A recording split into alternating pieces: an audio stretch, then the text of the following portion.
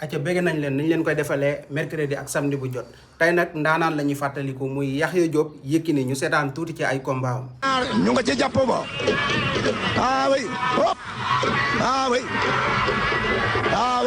Yékini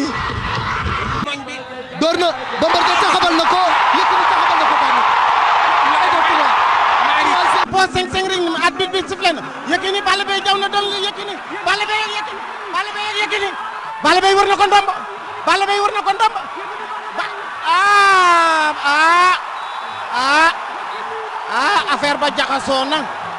affaire ba jaxasoo na Balla Gaye war na ko ndomba waaye yaakaar naa ni Balla Gaye moo jëkk a laal suuf bu nu juumul arbitre bi yëkkati na loxo Yékini waaw Balla Gaye moo wër ndomba waaye bu nu xoolee ca suuf Balla Gaye moo jëkk a laal suuf waaw ca suuf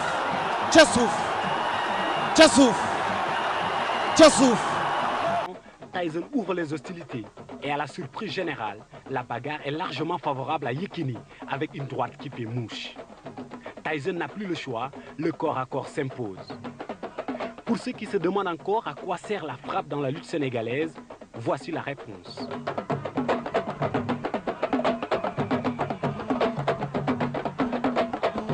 En deux uppercuts bien sentis, Yékini s'ouvre des brèches dans la garde de Tyson. La technique de l'ancien double champion d'Afrique de lutte traditionnelle fait le reste. El Hadj Mansour, Yékini est le roi des arènes. Le roi des arènes. Balla moytul Yékini mi arrière. Balla daw na Yékini jël Yékini. Yékini arbitre bi bañ na.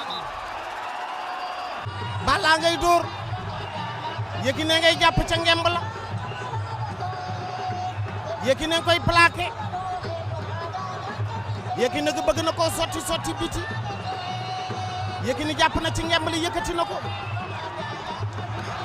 Balla Gaye bañ na Balla Gaye ngi jéem a dugal Yékini yëkkati na Balla bañ na Yékini daaneel na ko jël bu rëy ay waay Yékini waay le roi des arènes c'est le roi des arènes c'est le meilleur. mu ngi noonu nekkoon champion bu mag a mag def na ci làmb ji lu nekk yaakaar naa ne ba léegi roi bi su ma jumul moom moo ci gën a yàgg moom moo ci ëppale tamit ay victoire kon nag mu ngi noonu yàlla na ko yàlla defal jàmm Yaxya Diop Yékini la woon tey bye.